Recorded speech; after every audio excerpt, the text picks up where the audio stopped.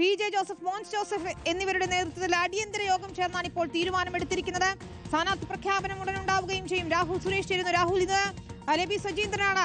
അബു ആണ് അടുത്തതായി P J ജോസഫിന്റെ പിൻഗാമിയായി തൊടുപുഴയിൽ എത്തുന്നത് എന്ന വാർത്ത ബ്രേക്ക് ചെയ്തത്. അതിനുശേഷം ചെറിയ മുറുമുറുപ്പൊക്കെ ഉണ്ടായി പാർട്ടിയിൽ എന്നറിയുന്നു. പക്ഷേ ഒടുവിൽ യോഗം ചേർന്ന് അന്തിമ തീരുമാനം എടുത്തിരിക്കുന്നു. തൊടുപുഴയിൽ തലമുറ മാറ്റം തന്നെയാണ്.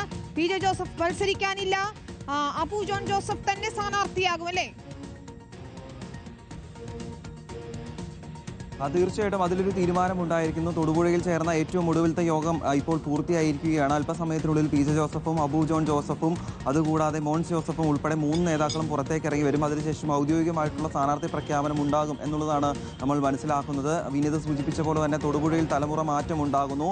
50 വർഷം നീണ്ട മത്സരത്തിൽ നിന്നും പി ജെ ജോസഫ് മാറുന്നു. പകരം മകനായിട്ടുള്ള അബു ജോൺ ജോസഫ് തൊടുപുഴയിൽ മത്സരിക്കും, ഏതാണ്ട് ഉറപ്പായിരിക്കുന്നു. ഇനിയിപ്പോൾ ഔദ്യോഗിക പ്രഖ്യാപനം മാത്രമാണ് ബാക്കി. അതുകൂടാതെ കേരള കോൺഗ്രസ് ജോസഫ് വിഭാഗത്തിന്റെ സ്ഥാനാർത്ഥി പട്ടികയിലും ഏതാണ്ട് തീരുമാനമായിരിക്കുകയാണ്. നേരത്തെ 10 മണ്ഡലങ്ങളിലായിരുന്നു ജോസഫ് വിഭാഗം മത്സരിച്ചെങ്കിൽ ഇത്തവണ 8 മണ്ഡലങ്ങളിലായിരിക്കും മത്സരിക്കുക.